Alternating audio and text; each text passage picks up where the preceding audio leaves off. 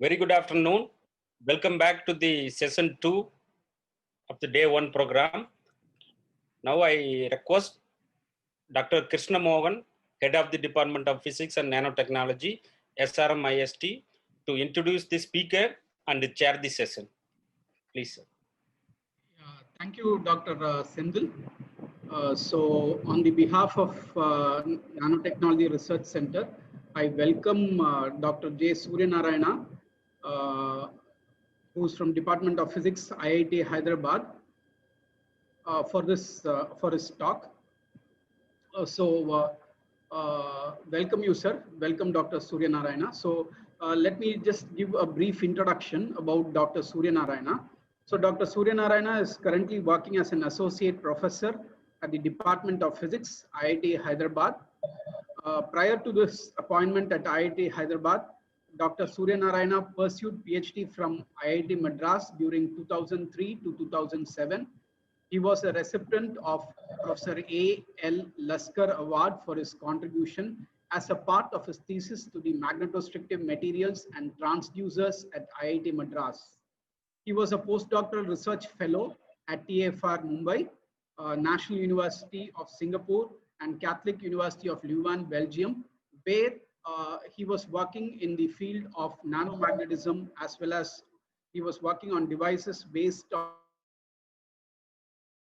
and semiconductors. And now his current research areas are basically on nanoscopic and mesoscopic magnetic materials and its applications towards spintronics and optoelectronics. He has published nearly 45 international journals and delivered a number of seminars at different reputed institutes in India as well as in abroad. He also received many awards to pursue his research nationally as well as internationally. He was a visiting scientist in the Karlsruhe Institute of Technology, Germany, through IIT DAD faculty exchange program from May 2014 to June 2014, and in December 2018, he was there in Germany. He is a life member of the Magnetic Society of India, Electron Microscopy of India, and reviewer for many reputed international journals. So with this brief introduction of Professor Suryanarayana, I request Dr. Suryanarayana to take over the session, which will be followed by interaction with the participants. So welcome, welcome Dr. Suryanarayana. Okay. So thank you very much, Dr. Krishna Mohan, for the introduction. So let me just, first of all, I would like to thank the conference organizers for inviting me to give a lecture over here. Let me just share my screen.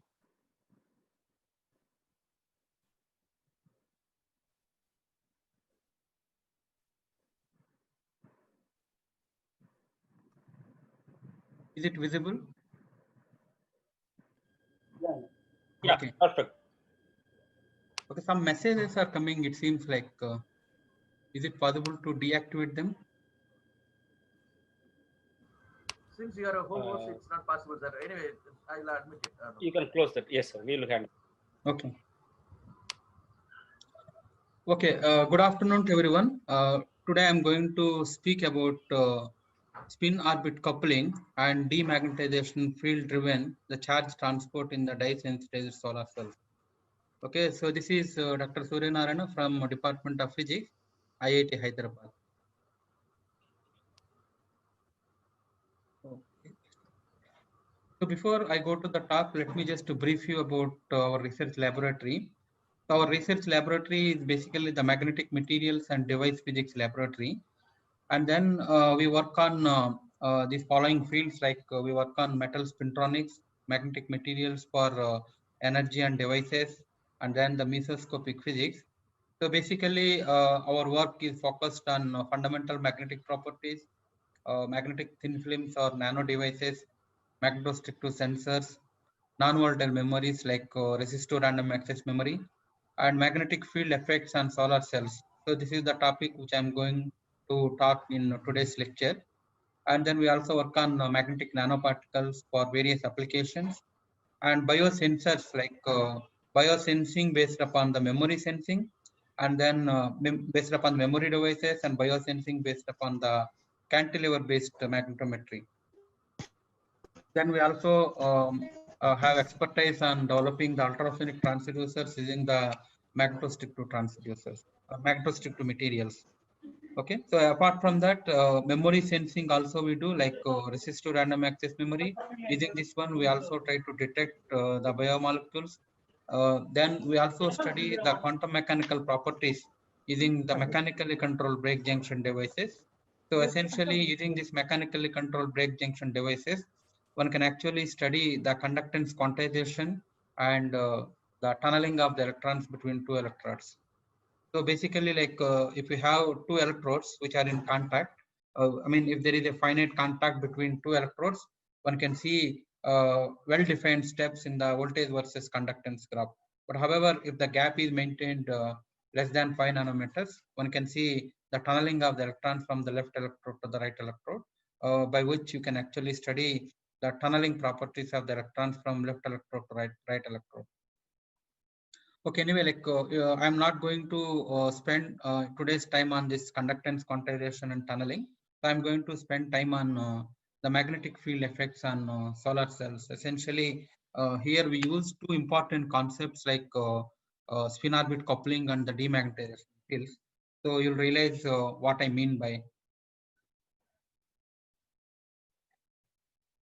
So the plan of the talk is basically like initially I'll give introduction about the solar cells.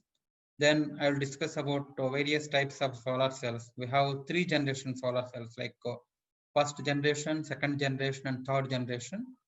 And then I will also give brief introduction about the dye-sensitized solar cells, how they will work. Then our work, the magnetic field effects on solar cells, like spin orbit coupling, then the Lorentz force effect, then the demagnetization fields. So over here, I mean by spin orbit coupling is that if you take a magnetic material, you will have the total angular momentum.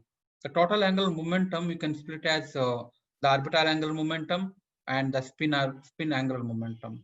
So due to the orbital motion of the electron, so there will be a magnetic field, and due to the spin motion, there will also be a magnetic. So the magnetic field due to the orbital motion will interact with the magnetic field due to the spin, and which leads to the spin orbit coupling. We also call as LS coupling. Okay, so I mean it all depends upon the kind of element that you choose. So if the spin orbit coupling is large, for our purpose it will be more advantageous. So the another effect is called Lorentz force effect. So the Lorentz force effect, if we see the electrodynamics course, like when you apply the magnetic field for a moving charge, the charge will attain the circular fashion. But instead, if you apply both electric and magnetic field perpendicular to each other to the charge motion, what would happen is that there will be a force which we can call as the Lorentz force, and this leads to the spiral motion for the electrons. Instead of electrons going in a straight way, the electrons would attain the spiral motion. So this kind of effect we can call as the Lorentz force effect. This effect also we try to use in our studies to enhance the solar cell efficiency. And another important thing is the demagnetization fields. Like when you apply the magnetic field to a ferromagnetic material, so what would happen is there will be flux lines, and inside there will be demagnetization fields. So these demagnetization fields also we try to use to enhance the solar cell efficiency. Okay, so our main focus of today's lecture is based upon the spin orbit coupling effect, the Lorentz force effect, and the demagnetization field effect. So before I go to the magnetic effects, so as I promised, like I will try to give some introduction and then various types of solar cells that we have, and brief introduction about the dye-sensitized solar cells. Okay, so this kind of work, has been published in many newspapers because of its importance. Also, I mean, we also try to publish this work in international journals like the Physical Solid State EA, and then the solar cells. So for instance, if you consider a solar cell, like it will be useful to generate the electricity.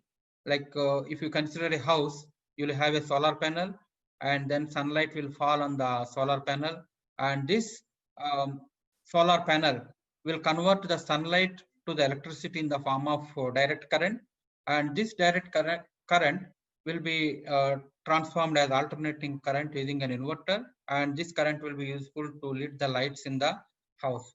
So this is the basic mechanism. Now what we need to do is internally what is happening, internally how a solar cell works, and then how one can improve the efficiency of the solar cells. This is what is the main challenge. So the primary photovoltaic solar cells, like one can use for the residential rooftops and for commercial rooftops, and then for the ground mounted panels.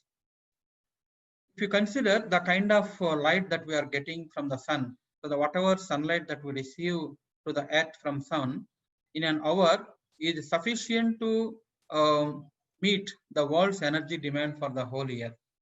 So, which essentially means that we are wasting a lot of sunlight. I mean, it is something related with the energy storage. We don't have sufficient techniques or sufficient devices which can convert sunlight to the electricity, which may be useful for longer time scales. Okay, so that's the reason why we need to develop more and more solar cells, or maybe the wind energy, or many other energy sources we have to develop and try to convert the sunlight to the electricity. So if you quantify the values, annually we receive 4 into 10 power 18 joules of energy from the sun. Out of that, we use only 3 into 10 power 14 joules, almost like 10 power 4 times less in comparison with the light that we receive from the sun. So it is actually not good, not good. So this is actually the diagram between the wavelength and the photon flux. We actually receive 5 into 10 power 18 seconds inverse meter square. This much amount of the photon flux that we receive from the sun. So this now the question is like how to convert the sunlight to the electricity. So the sunlight we can convert to the electricity using a solar panel, which works based upon the principle of the photovoltaic effect. Okay, so the conversion of incident solar radiation into the electricity is called as the photovoltaic effect. Okay, so in this photovoltaic effect, we use basically the PN junction diode. So if you see any PN junction diode, so there will be built-in electric field which leads to the depletion region. This is the depletion region. And then when you don't expose this to the light, there will not be any electron flow from the left to right or from the right to left. Okay. So now when you expose light on top of this PN junction diode, so under the short circuit condition, so there will be current which will be generated, which we can call as IL, which means that the current that is being generated by the sunlight. Now again, if you make this one as an open circuit condition, again due to the forward bias, there will also be another current, and which is opposite to the light current. Okay, essentially the total current is basically IL minus I forward. So now under the open circuit condition, the VOC, the open circuit voltage, this is the amount of voltage that is needed to make sure that the total current within the device is 0. Okay, so now we can also define the solar cell parameters. The current generated in the solar cell depends on the area of the device that is exposed to the incident solar radiation. Okay, we have two graphs over here, and most of the time we deal the solar cell parameters in the fourth quadrant of the current density versus voltage graph. Like for instance, if we see, we have a dotted curve and we also have a solid curve. So the dotted curve is the one without impinging the light on the solar cell, and then the solid curve is the one after impinging the light on the solar panel. Now, what is the importance of this one? So over here we can define some parameters.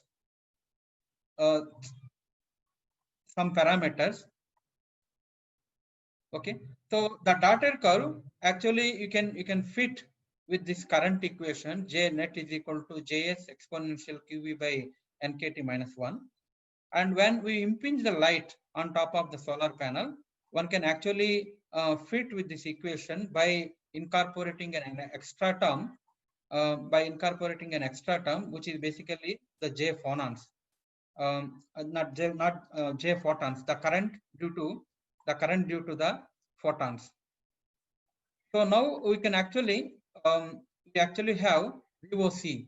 It is basically the open circuit voltage, and JSC, the current that is being generated under the short circuit conditions, and then JM is the maximum current that we can obtain from the solar cell, and VM is the maximum voltage that we can obtain from the solar cells.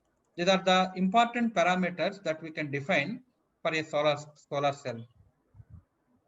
So based on these parameters, one can define another two important parameters of a solar cell, which is basically the fill factor and the efficiency of the solar cells. Okay, for instance, if you consider the fill factor, this is the maximum power rectangle fills the area.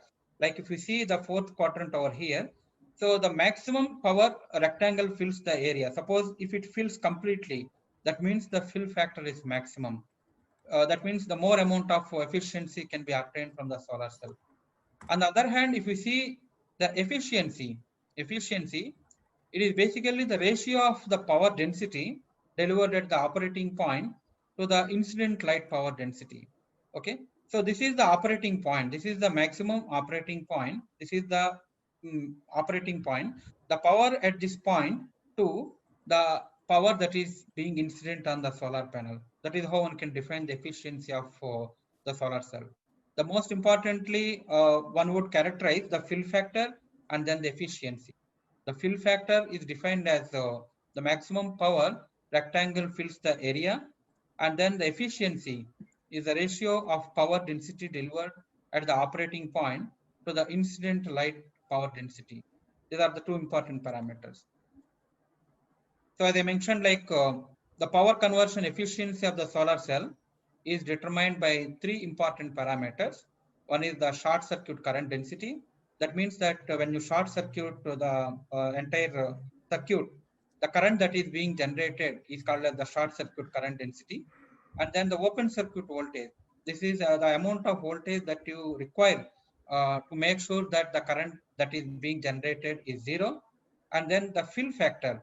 It is related with the covering of the area.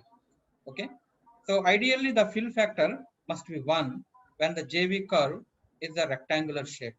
The JV curve is rectangular shape. The IV fill factor will be 1.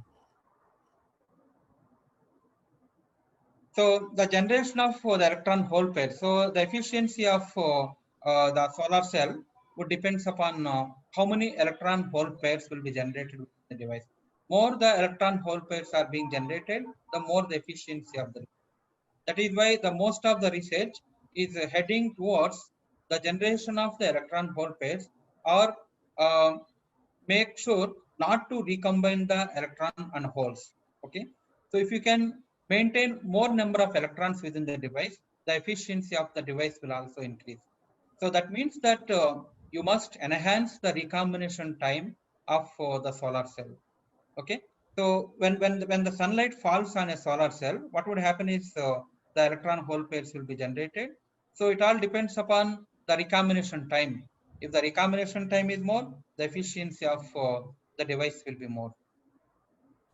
So there exist various kinds of solar cells based upon the copper, indium, gallium selenides, then cadmium telluride, and then cadmium selenides, and then cadmium sulfide. The reason why we have different solar cells because these elements would have different band gaps, and correspondingly the absorption will also be different. So for instance, if you consider the sunlight, from the sunlight, we actually get a radiation which will have the light with different wavelengths. Okay, so if you consider a cadmium sulfide, which is having the band gap of 2.4 electron volts, so This cadmium sulfide, it can absorb the light related with corresponding wavelength. It cannot absorb the light at other wavelengths. Okay, so that's the reason why different elements or the different semiconducting materials will absorb light at different wavelengths. That's why we have so many solar cells based upon different band gaps.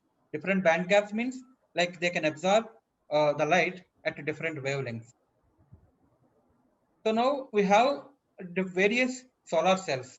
We have the first generation solar cells. They are basically the silicon based solar cells. These silicon based solar cells can be single crystalline form or the polycrystalline form. And then we also have the second generation solar cells. The second generation solar cells are basically the copper, indium, gallium selenides, and then gallium arsenide based one, cadmium selenide or cadmium telluride based solar cells.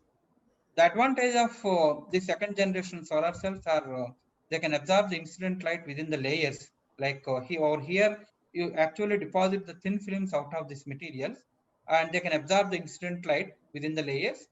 And then the limitations of the second generation solar cells are basically the environmentally toxic and the complex fabrication methodologies are involved over here.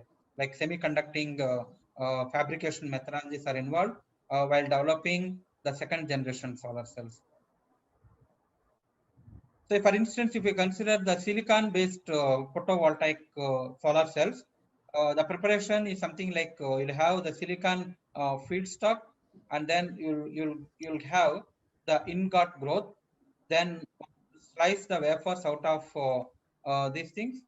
Then one can get the plates out of this one. Then one can do the module encapsulation, and then finally the photovoltaic system will come.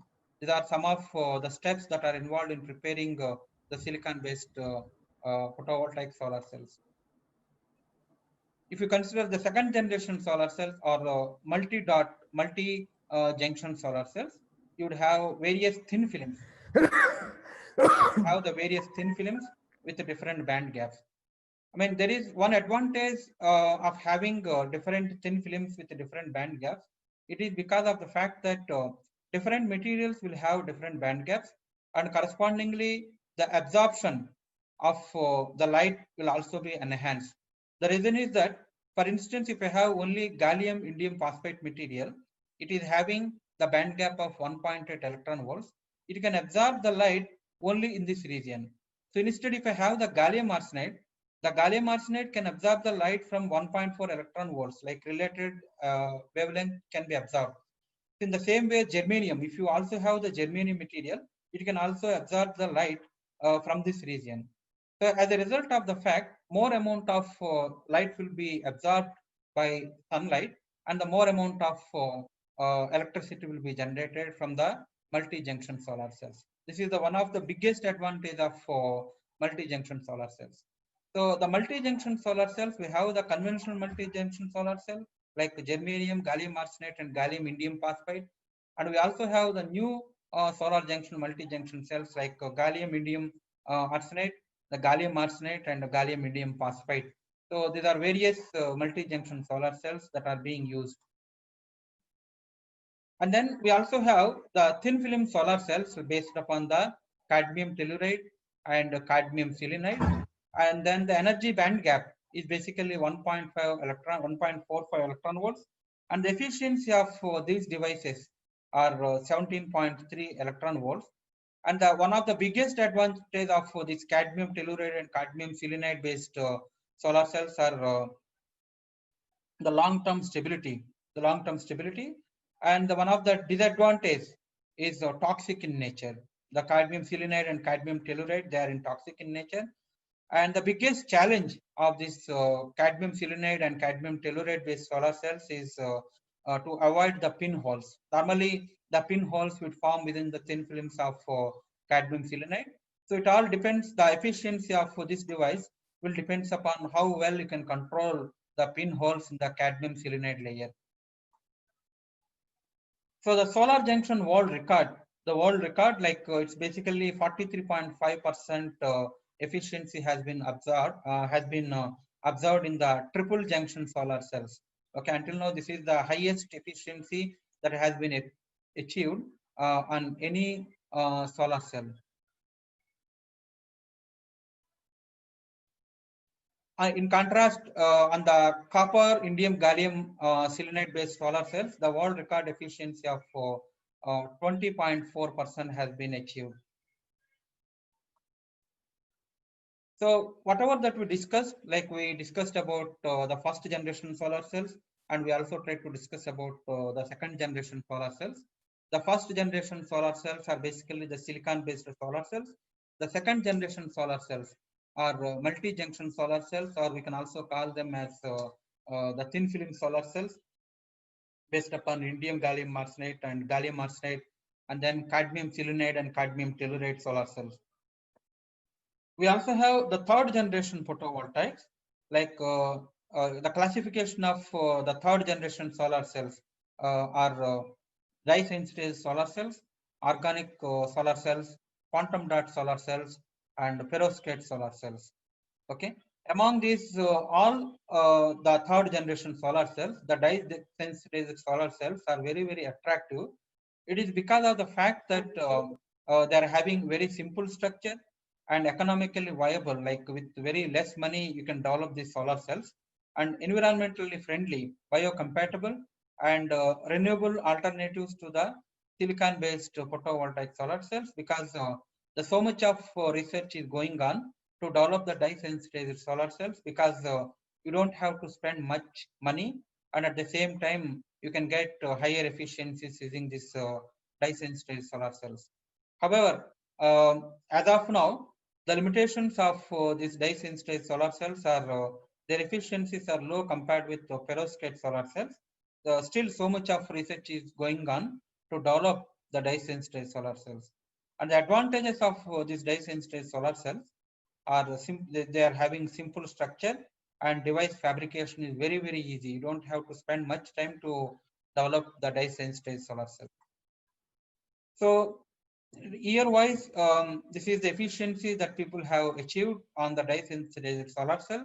Like if we consider the dye sensitized solar cell, up to now, like 12% efficiency has been achieved on the dye sensitized solar cells. But however, so much of research is going on to enhance the efficiency of these DSSC devices. On the other hand, if we see other solar cells, this is the maximum efficiency that has been observed, as I mentioned, almost around 45% on 3-junction concentrator, and 43% efficiency has been observed. Now the question is, what are the factors that would affect the efficiencies of the solar cells? The first thing is, the sunlight consists of a spectrum of wavelength. Like the sunlight cannot come with a single wavelength. It will have a spectrum of wavelength. The diagram which I have shown in the initial slides, it will have, the sunlight will have different wavelengths. And the semiconductor material cannot respond to the full spectrum. If I have a material which is having one band gap, it can respond to only one region. And if I have different elements in the solar cells, like multi-junction solar cells, different elements will respond to different wavelengths of the solar cells, and correspondingly the absorption of the light will also be more, which leads to the enhanced efficiency of the solar cells. Okay, that's the reason why the sunlight consists of a spectrum of wavelengths. The semiconductor material cannot respond to the full spectrum. As much as 30% of the light is being reflected, most of the light will be reflected. And the impurities, suppose if we have impurities within the thin films, and these impurities will help in the recombination process. But however, to enhance the efficiency of the solar cell, what we want is basically the recombination time must be larger. So once the sunlight falls on the solar cell material, the electron-hole pairs cannot be recombined very easily. Like they must spend more time within the device so that more efficiency can be obtained from the solar cells. So another important factor, the other factors that would affect the efficiency of the solar cells can be the angle of incidence of the sun. So suppose if the sunlight falls at 45 degrees angle, the efficiency will be larger, or 90 degrees. 90 degrees, the efficiency will be larger. If it falls at 45 degrees, 30 degrees, 10 degrees, correspondingly the efficiency will decrease. And then the cloud cover, Suppose if the atmosphere is cloudy, like you cannot get more efficiency from the sunlight, and then shading, the shading would also affect, and then the dirt, snow, and other impurities on the solar cell surface. These would also affect the efficiency of the solar cells, and the efficiency goes down as the cell gets hotter. So if the solar cell panel is very hot, the efficiency will also decrease. These are the some of the important parameters that would affect the efficiency of the solar cells. One must aware of all these factors before one install the solar cell panel on the household or the commercial application. As I mentioned, like the dye-sensitized solar cells are very, very important. It is because of the fact that they are having very simple structure, and then they are economically viable. Like with very less money, one can develop these dye-sensitized solar cells, and they are environmental friendly, and the device fabrication is very easy for DSSC devices. The most important components of these dye-sensitized solar cells are the semiconducting electrode, like depending upon the material that you choose. Like for instance, if you use the titanium dioxide, that will be the active material. And there will also be a dye-sensitizer. This is the light harvesting and electronic transition. The electronic transition, which you will realize in a short while. I'm going to discuss about this DSSC in a detailed way. And then a redox mixer, I minus or I3 minus, one can use for the redox mixer. I will also tell what is the importance of this redox mixer. And there will also be a counter electrode. Most probably, one would use the platinum as the counter electrode. So this is the schematic device structure of DSSC dye-sensitized solar cells. Like you would essentially have a glass substrate, and then an FTO, the fluorine doped oxide, and then a titanium dioxide, and then N719 dye. You will mix with titanium dioxide, and you will also have an electrolyte. There will be a top electrode platinum, and then again a FTO or platinum or FTO or glass substrate. These are the structure one can imagine as far as the dye-sensitized solar cell is concerned. The first report of dye-sensitized solar cell, the maximum efficiency of 2% has been observed on dye-sensitized solar cell, and this DSSC solar cell can also be called as a gradual solar cell, because the first DSSC has been developed by the Michael Gradual. That's why this DSSC can also be called as gradual solar cell.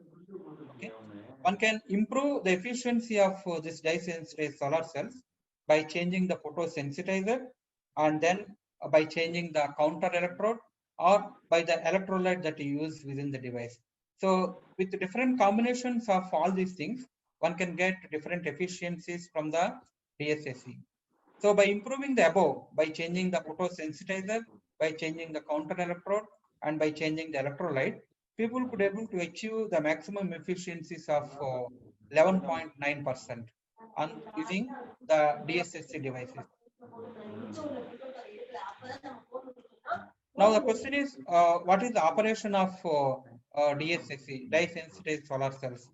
So this is the kind of structure that one would use, FTO glass plate, and here FTO glass plate.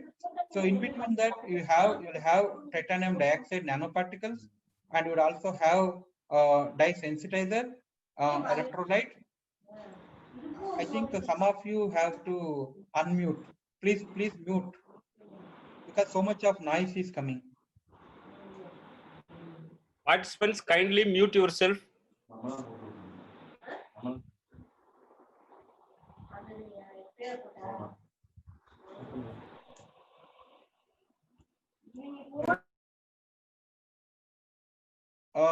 As far as the operation of this dye-sensitized solar cell is concerned, so initially when light falls on the DSSC, the light absorption will take place and electron-hole pairs will be generated. Okay, so then the photo-generated electron-hole pair, or the exciton. So we call the combination of electron and hole as an exciton. This exciton exists in the singlet or triplet states of the titanium dioxide. Okay, so the electrons are then transferred from either of these states to the conduction band of titanium dioxide, which then reaches to the FTO photoanode. So the oxidized dye is then regenerated by the electron capture from the redox electrolyte. Over here, the redox electrolyte is I minus I3 minus. So the importance of this redox electrolyte is that so it supplies electrons to the system. It supplies electron to the system, and then finally the electron is returned to the cell via an electrolytic reduction reaction at the counter electrodes. The electrons will go like this, and again it will close the circuit. Okay, this is how the process would happen. So initially sunlight falls on the solar cell, electron-hole pairs will be generated. Then the photo-generated electron-hole pairs or the excitons will stay in the singlet or triplet states, and then electrons are transferred to either of these states with the conduction band of titanium dioxide. Then the oxidized dye is then regenerated by the electron capture. These electrons will go to the counter electrode, and these counter electrodes again they will come here and then it will close the circuit. And the deficiency of the electrons or the oxidized dye, like deficiency of the electrons, will be supplied by the electrolyte that we have here, I minus or I3 minus. So typically one would use a dye of N719 dye.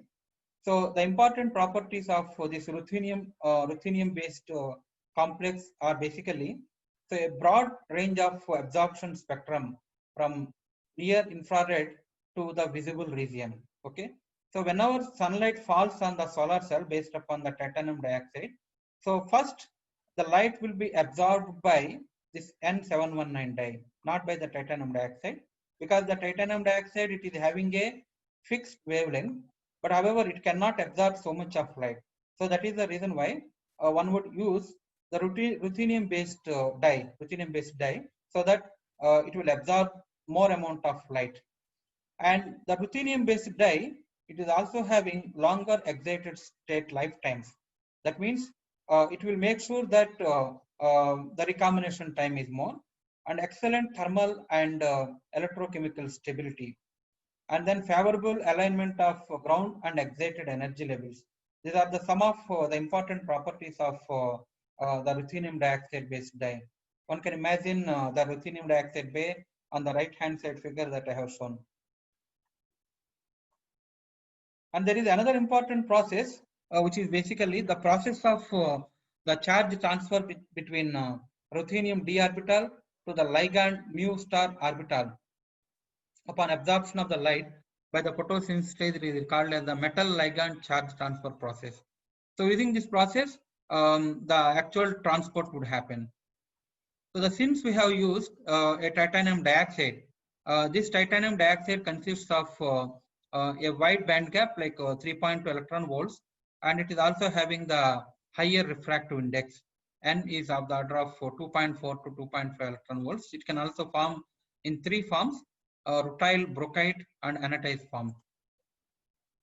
Some of the properties of or the structural properties of titanium dioxide can be found in the literature. So another important thing that I would like to discuss as far as this dye-sensitized solar cells based upon titanium dioxide is important physical phenomenon called as intersystem crossing. What is meant by this intersystem crossing? So here we have N719 dye. N719 dye. So when a light falls on an N719 dye, what would happen is that an electron in the singlet ground state, this is the singlet ground state is defined as S0. The excited state, singlet excited state is defined as S1, and the triplet state is defined as T1, and this is the conduction band of the titanium dioxide. Okay, so initially the light falls on N719 dye.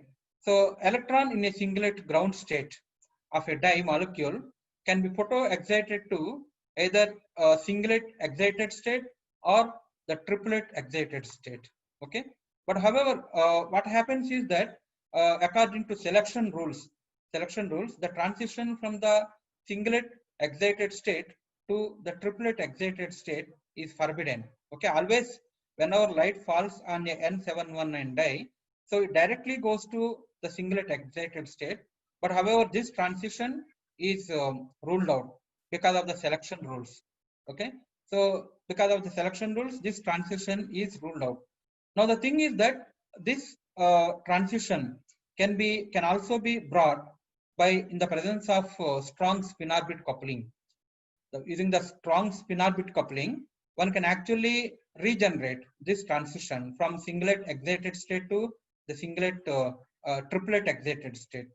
In the presence of strong spin orbit coupling, an excitonic transition from the short-lived singlet excitonic state to the long-lived triplet excitonic state occurs. So normally what happens is that if an electron goes from the ground state to the excited singlet state, over there the electrons can spend very less time. But however, if the exciton goes to triplet excitonic state, what happens is that it can spend more time. It can spend more time so that the recombination time would enhance.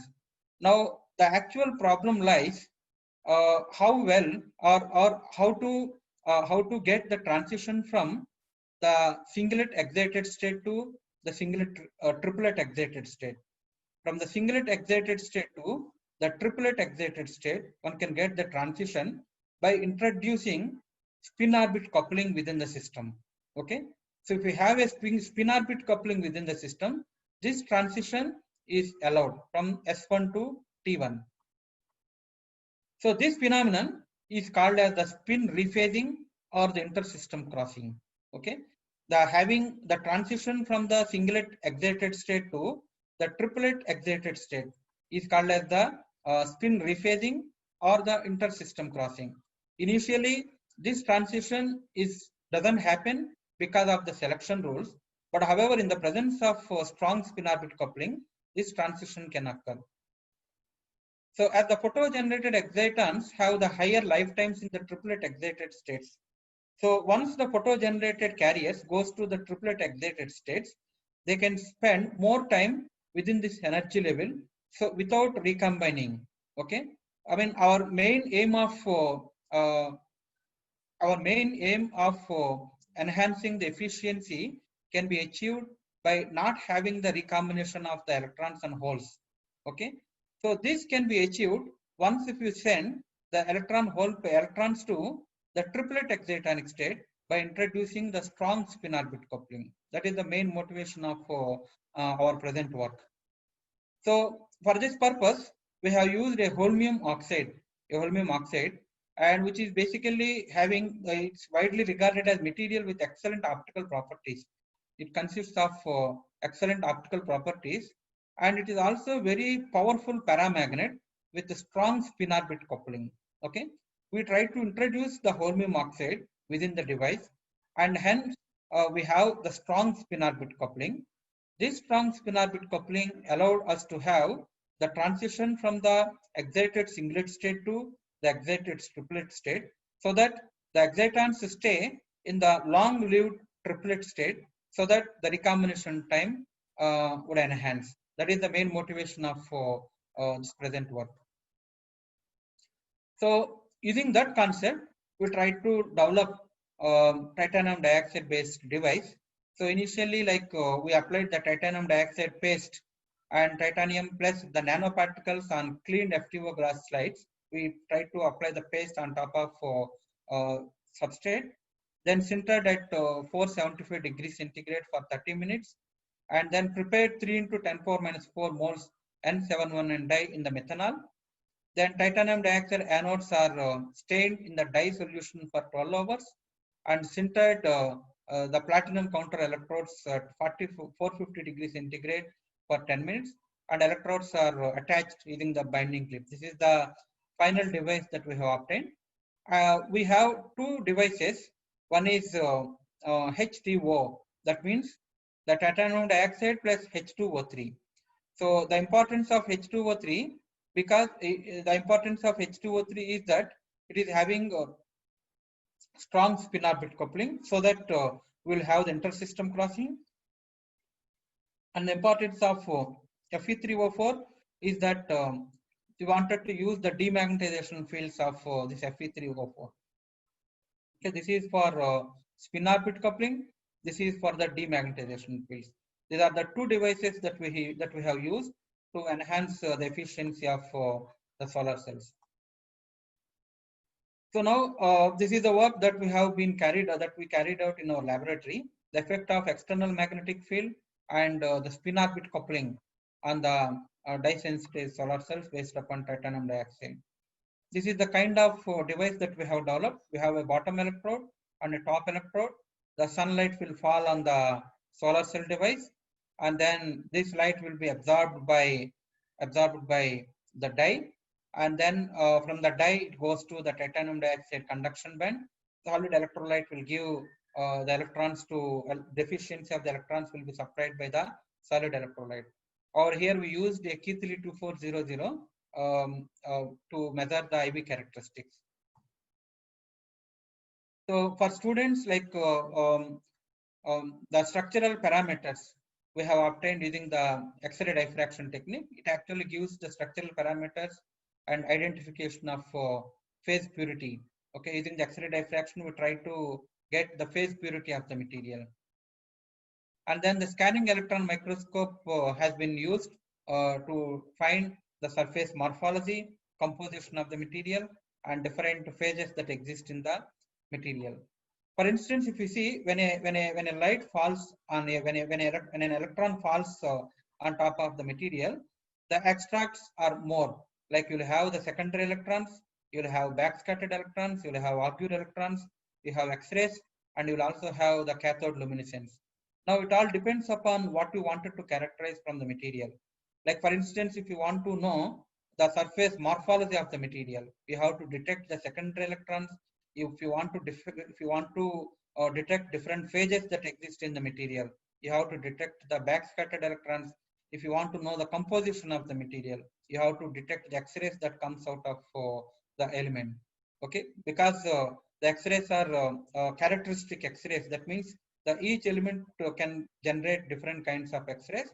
So depending upon the wavelength that you detect, you can actually say which element it is. Okay, this is how one can characterize the material using the scanning electron microscope, and one can also use the vibrating sample magnetometer to measure the magnetic properties.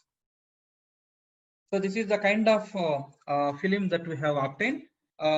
We have the film thickness is of the order of 6 micrometers, and this is the magnetization curve that we have obtained. Like it turns out that MH curve looks like a paramagnetic curve, because over here the holmium is the paramagnetic material, and titanium doesn't show paramagnetic properties. It actually shows the semiconducting properties. That's the reason why we have a paramagnetic nature for the titanium dioxide plus holmium oxide based DSSC material. This is the JV characteristics that we have obtained. It's basically the current density versus voltage and current density versus power density. What you can see is that initially when the current at 0 volts, you have the short circuit current density JC, and then at 0.6 voltage, at open circuit voltage, the current density is equal to 0. That means this much amount of voltage that is required to make sure that the current is 0. So using this IV characteristics, we try to fit this IV characteristics using this equation. And extracted these parameters like VOC, open circuit voltage, the short circuit current density, fill factor, efficiency, resistance, and then RSH. Okay. For instance, if we see the efficiency of the device has enhanced from 5.22 to 5.90%. So this kind of measurements we have done several times in all the devices. We could see the similar trend. So upon introducing the holmium to the system, what we could see is that we could see the enhanced efficiency of the device, and at the same time RSH also increased for the holmium doped titanium dioxide from 2.27 to 3.68. Okay, so the kind of reasoning that we anticipate for the enhancement of the efficiency that we observed over here is because of the strong spin orbit coupling. This strong spin orbit coupling that is arised in our device due to the presence of the strong paramagnet, and which is also which also absorbs so much of the light. So due to the strong spin orbit coupling, the efficiency of the device enhanced, and correspondingly the enhanced intersystem crossing. Like if you see the intersystem crossing upon introducing the strong spin orbit coupling, so the transitions from the excited singlet state to the excited triplet state are allowed, and as a result of this fact, the electrons will spend more time in the triplet, long-lived triplet states, and then so that the electrons will go slowly to the device, slowly to the titanium conduction band. As a result, the recombination of electron hole pairs or the recombination time would be enhanced. Okay, this is the reason why what we could see is that there is an enhancement in the efficiency of the titanium dioxide based device upon introducing holmium to the device. Okay, essentially as more excitons dissociated in the excited triplet state, more electrons are driven to the external circuit through the conduction band of titanium dioxide, and which leads to the enhanced short circuit current density. The short circuit current density is also enhanced from 12 to 14, as you could see from titanium dioxide to the holmium doped titanium dioxide.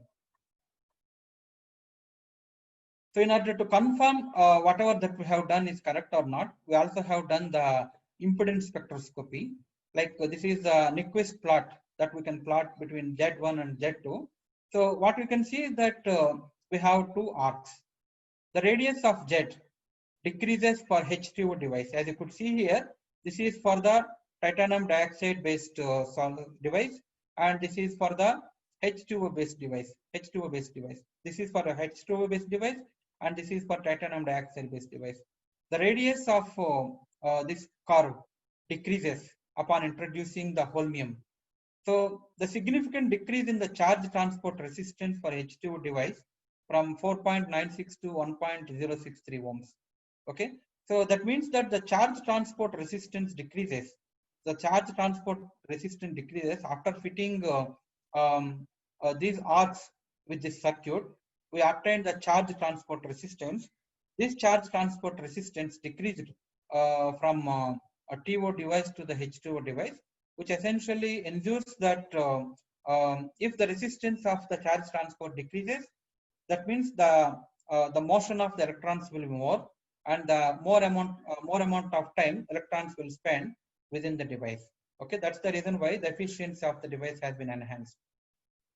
Over here, we have two arcs. The first arc corresponds to the charge transport within the titanium dioxide, and second arc corresponds to Warburg diffusion of electrolyte. So we also try to plot the board phase plot and the board frequency plot. So what we could see that the impedance and phase angle decreases with frequency. So it also ensures that the real part dominates and the capacitive part diminishes.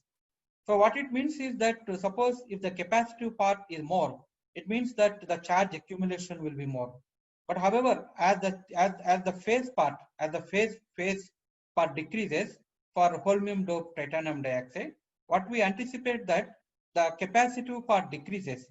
So if the capacitive part decreases, the charge accumulation will be less, and correspondingly the more amount of electrons, the flow of electrons will be more instead of the accumulation of the charge.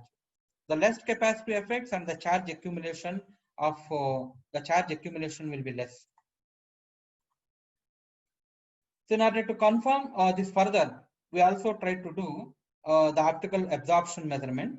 So from the optical absorption measurement, what we could find is that the absorption for holmium doped titanium dioxide, it is more.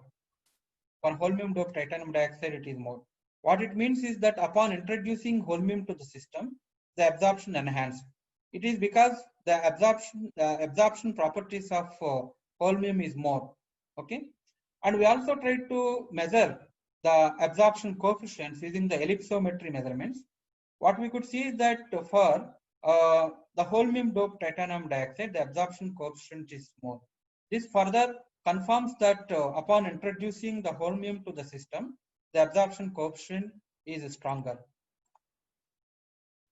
then we also tried to do the photoluminescence experiment to understand why this is happening.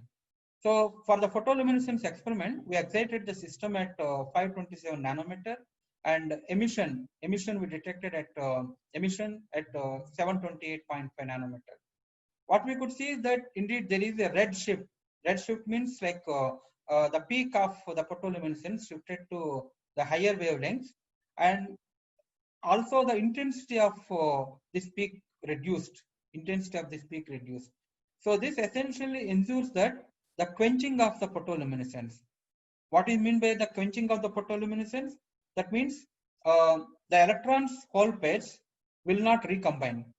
Suppose if the photoluminescence intensity must be high, then the electrons and hole pairs must recombine, and then so that the photoluminescence intensity increases. But however, in our case, the photoluminescence intensity decreases.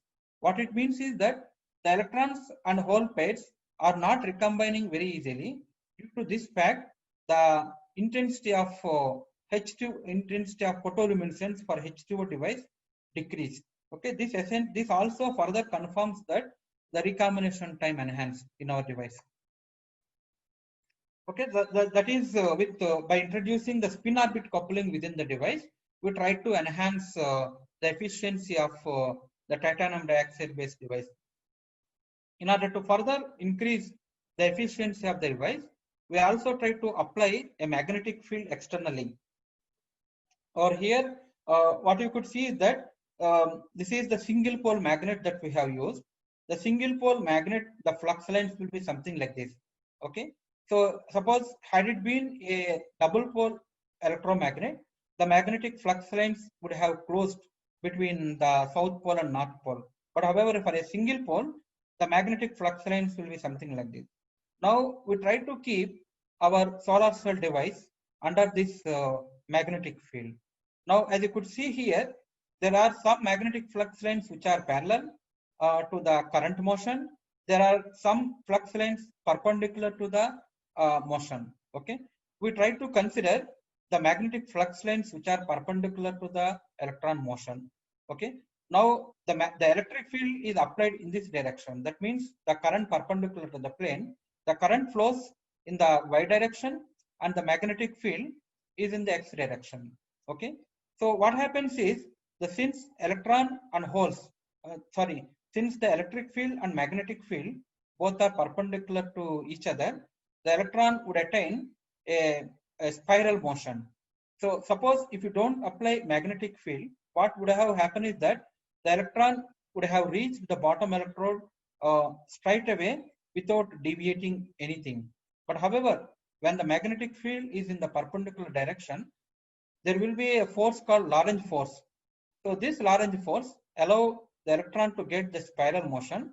So instead of closing the circuit, for closing the circuit, it takes large amount of time. That means that electron will spend more time in the device without recombining. So using this concept, we try to enhance the efficiency of the solar cell. So this is the efficiency of the device when we try to apply different magnetic field strengths.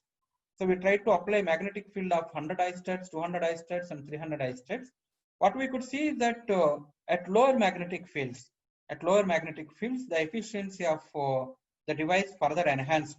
That means the Lorentz force effect is playing an important role in enhancing the efficiency of the solar cell. So initially, I tried to convey you that using the spin orbit coupling, we try to enhance the efficiency. Now, using the concept of the Lorentz force, we try to enhance the efficiency of the solar cell.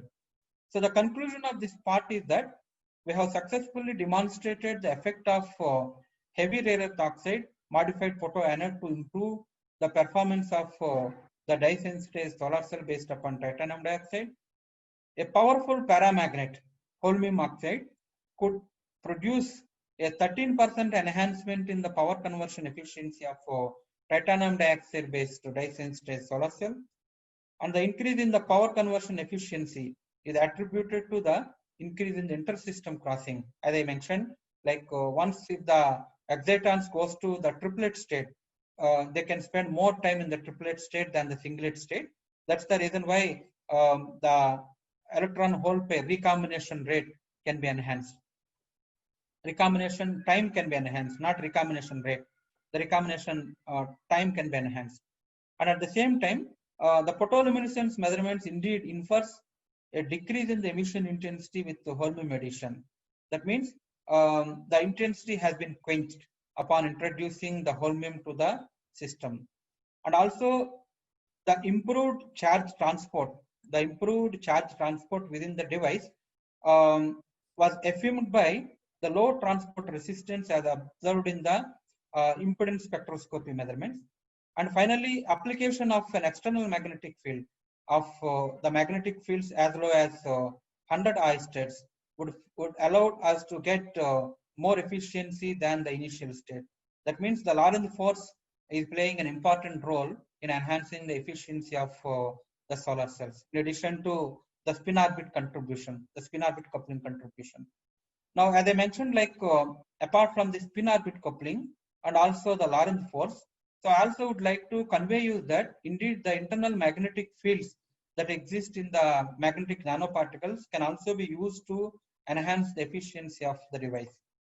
Okay, for this purpose, what we have done is that in addition to earlier we tried to add the holmium to the device, but now we try to introduce Fe3O4 nanoparticles to the device. As you could see here, the nanoparticles will have the flux lines around it. Okay, so here the electric field is from the top to bottom, and the magnetic field, like the magnetic field due to the nanoparticles, is in the y direction. But however, you can also have a question that the orientation of the magnetic nanoparticles can be in the random motion. Now, if you consider the nanoparticles which are having the flux lines in the perpendicular direction, if you consider only those nanoparticles, one can see this kind of effect. So this is the kind of structure that we have obtained for Fe3O4. As you could see here, it is a spinal structure with R3 bar M space group, and TiO2 plus Fe3O4, we call it as Fe2O film. It is actually formed in the ferrimagnetic structure and with a coercive field of 501 IICTE. So this is the kind of the transmission electron microscope studies that we have done. So the particle size is of the order of how much it is, around 20 nanometers, I guess. So the spherical and hexagonal nanoparticles are present. Like as you could see here, we have the spherical nanoparticles and hexagonal nanoparticles, and the lattice spacing, the high resolution transmission electron microscope gave us the lattice spacing. The lattice spacing corresponds to 100 direction of anodized TiO2 and Fe3O4 nanoparticles. Okay, this is the kind of lattice spacing that we have obtained. So it is of the order of 0.36 nanometers. And the high resolution transmission electron microscope indicates lattice spacing corresponds to 100 direction of anodized titanium dioxide. And SIAD corresponds to the polycrystalline in nature. We could able to see different reflections from both titanium dioxide and Fe3O4 nanoparticles. This is the kind of IV characteristics that we have obtained. Again, we try to fit this curve with the standard equation that I have shown in the earlier slides, and we could able to obtain these parameters like open circuit voltage and short circuit current density, then the fill factor and efficiency. What we could see is that the efficiency of the solar cell device upon introducing the iron oxide nanoparticles has been enhanced, like from 2.5 to 2.52% to 3.5 to 3.72%. So which essentially means that iron oxide is helping in enhancing the efficiency of the solar cell device through the demagnetization. So the enhancement in the efficiency of the FETO device can correlate to the stray fields that are generated due to the iron oxide nanoparticles. So again, we have done the electrochemical impedance measurements. from the electrochemical impedance measurements, we also tried to see that the phase percent has been decreased. That means the capacitive nature of the device has been decreased. So once the capacitive nature decreases, that means the charge cannot accumulate. Charge cannot accumulate. Instead, there will be flow of electrons instead of stagnating at one point. To understand it further, we also try to do the nanosecond phosphorescence experiment. So from the nanosecond phosphorescence experiment, so here there is a quenching in the phosphorescence is evident for Fe3O4 added dye-sensitized solar cells. So this is the red color curve. Red color curve is the nanosecond phosphorescence curve. And this phosphorescence curve also says that there is a quenching of phosphorescence. Okay, again, as I mentioned, the photoluminescence and phosphorescence, they both work on based on the recombination time. Suppose if electrons and hole pairs recombines, more and more electron and hole pair recombines, the phosphorescence or photoluminescence would enhance. But however, in our case, the phosphorescence intensity decreases upon introducing iron oxide nanoparticles to titanium dioxide, which essentially says that the recombination time has been enhanced.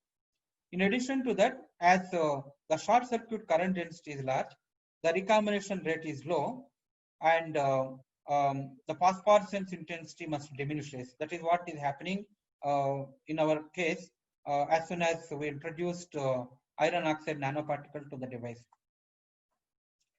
So now, as I mentioned, our main claim is to see, main claim is the demagnetization fields are affecting the solar cell efficiency. In order to understand whether the magnetic nanoparticles exist within the device, we have done an important experiment which we can call as the magnetic force microscopy. So this magnetic force microscopy would work based upon the principle of the atomic force microscopy. So the basic difference between the atomic force microscopy and magnetic force microscopy is that in MFM, you will have a magnetic tip. So the magnetic tip will have flux lines.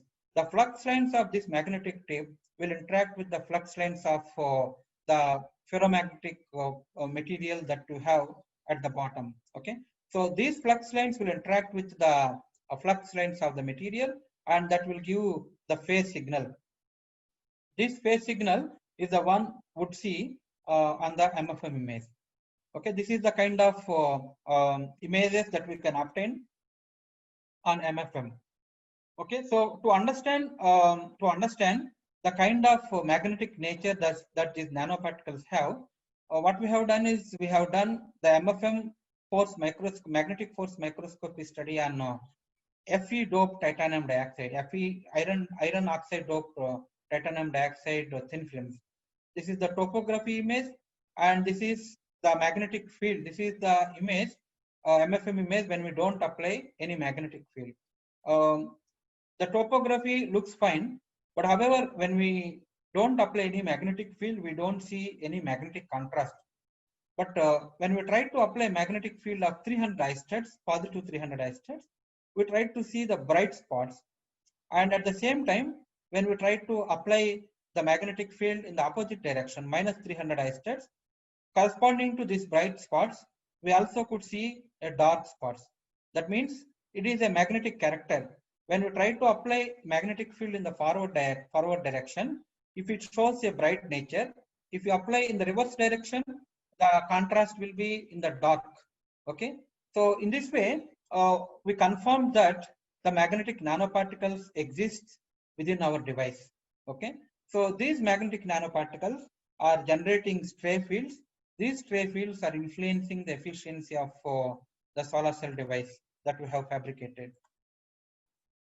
So in order to deeply understand more about the demagnetization fields, effects, and the propagation of the light, we have done simulations, extensive simulations based upon the micromagnetic simulations, and we also have done the transverse matrix modeling.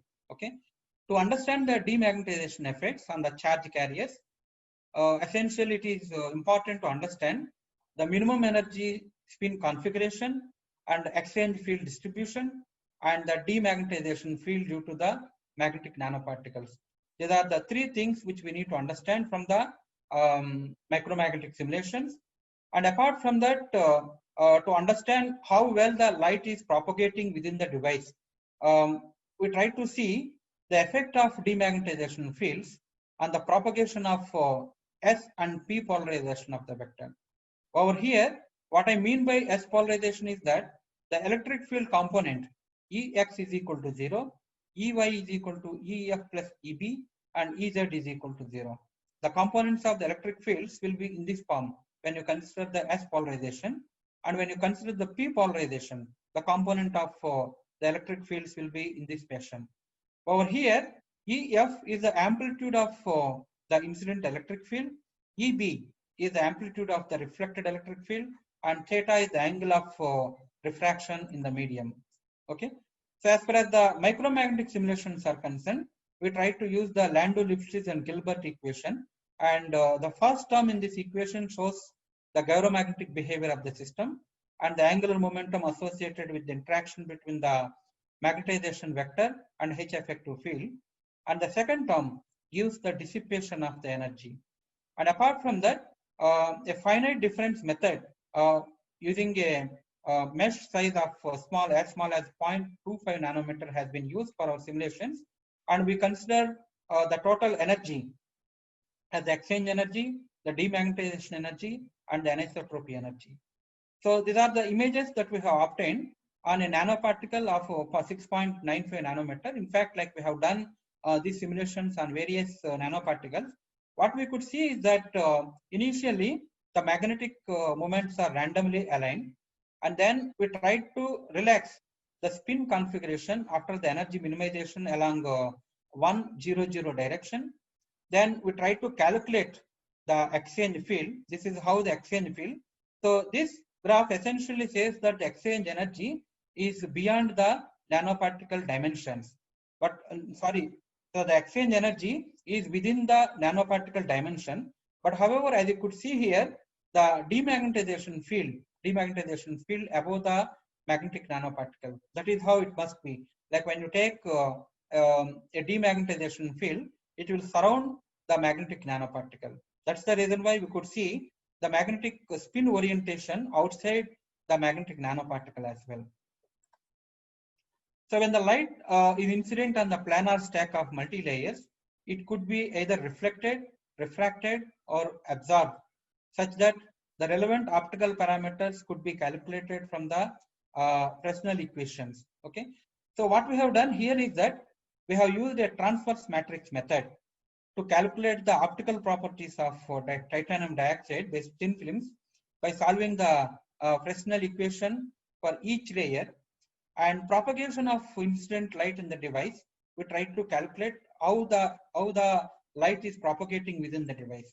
Okay. So using the transverse matrix modeling.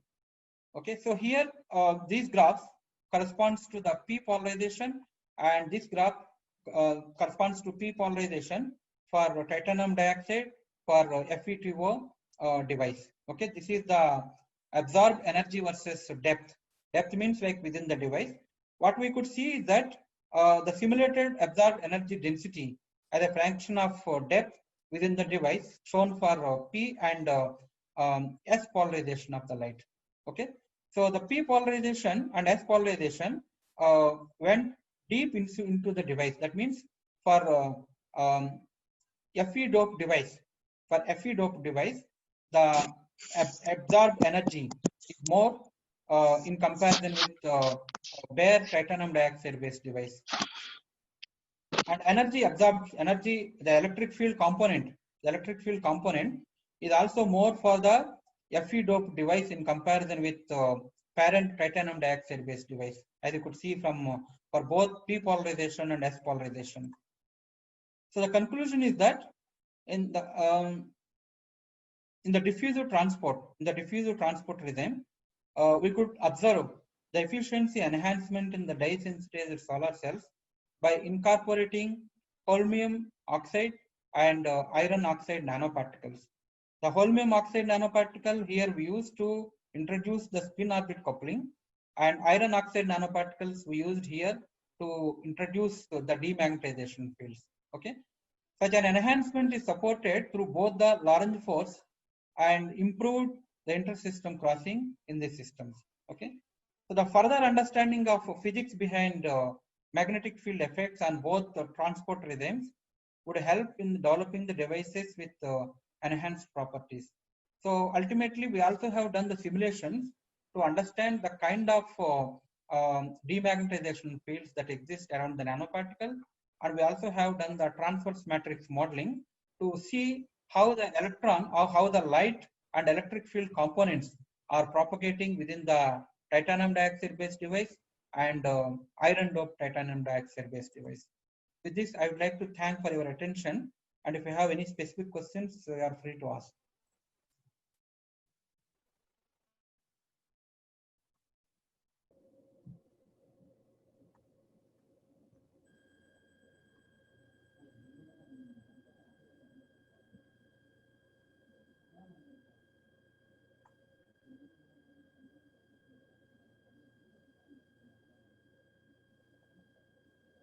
If you have specific questions, you are free to ask.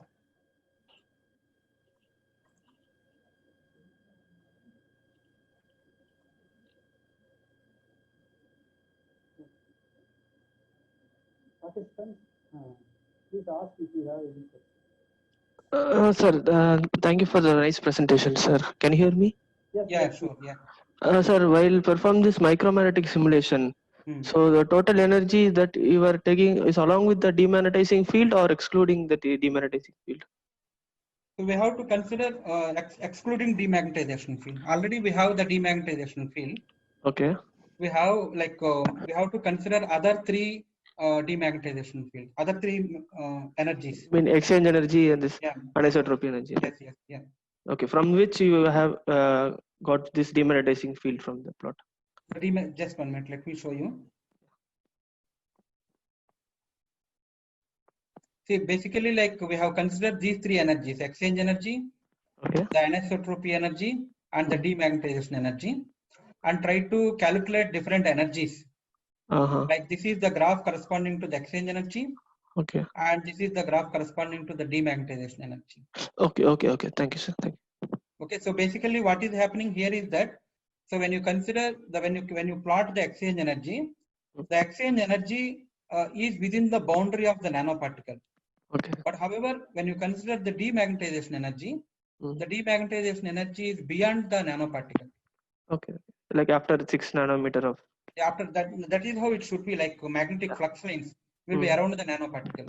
Okay, okay. Thank you. Thank you so much.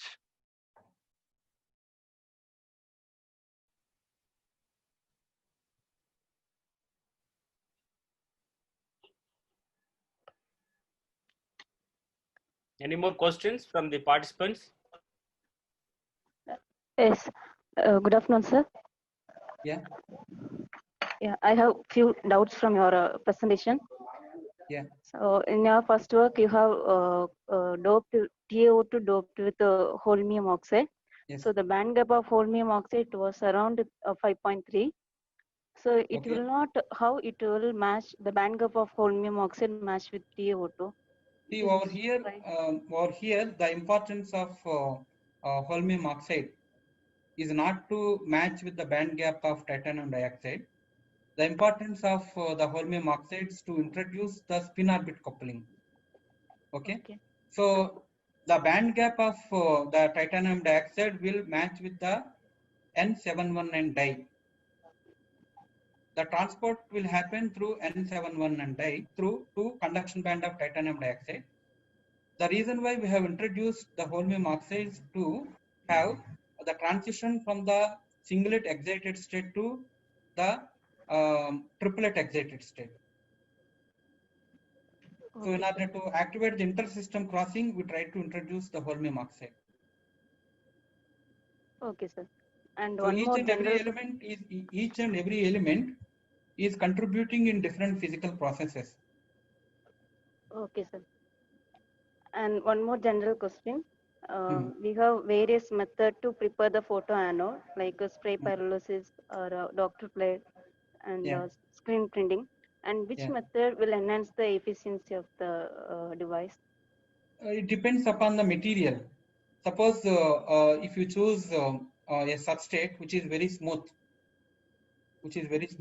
and if you deposit your material with spin coating method, what will happen is entire material will go away.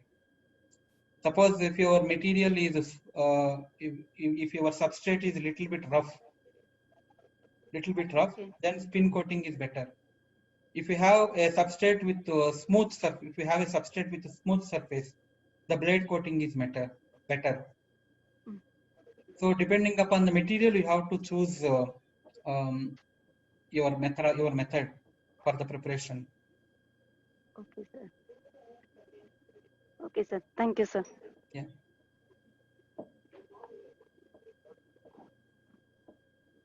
So Dr. Suryanarayana. Yeah. For example, if you dope like samarium or dysprosium, they also have a very strong spin-orbit coupling, right? Yeah, samarium or dysprosium, they are having a strong spin-orbit coupling.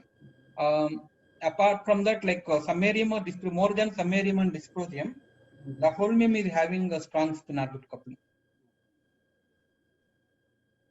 Hello?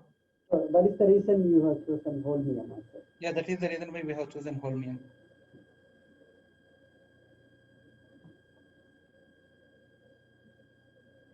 Of course, like ND is also having spin-orbit coupling. Terbium. Yeah, terbium, dysprosium. But it all depends upon how strong the spin-orbit coupling that you have within the system.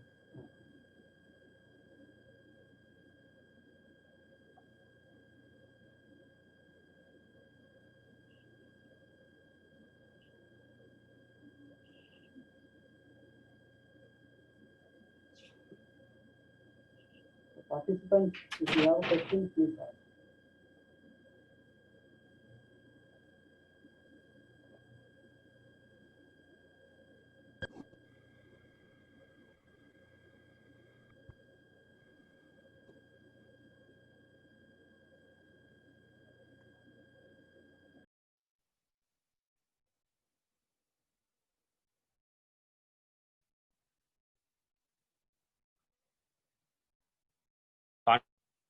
On behalf of SRMIST,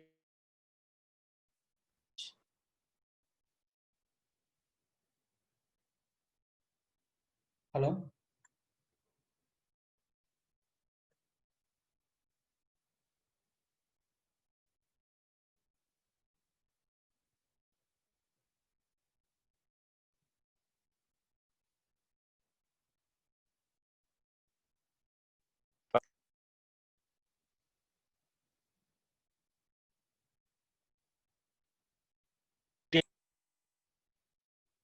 So your voice is breaking.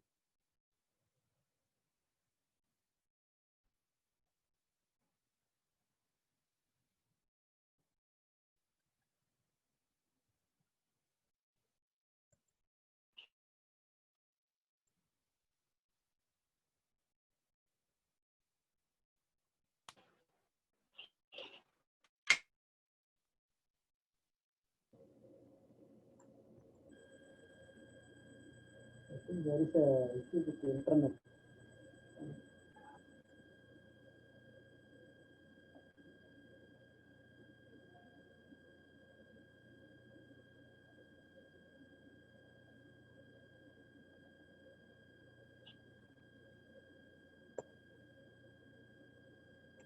So Dr. Suryanarayana, I think Dr. Senthil has some connection issue. Yeah, I think he has some connection problem, yes. Yeah, so it was wonderful talk. Thank you so much on behalf of Nanotechnology Research Center and the AICTE. Thank you so much for your Oh, thank you very much. Yeah. thank you.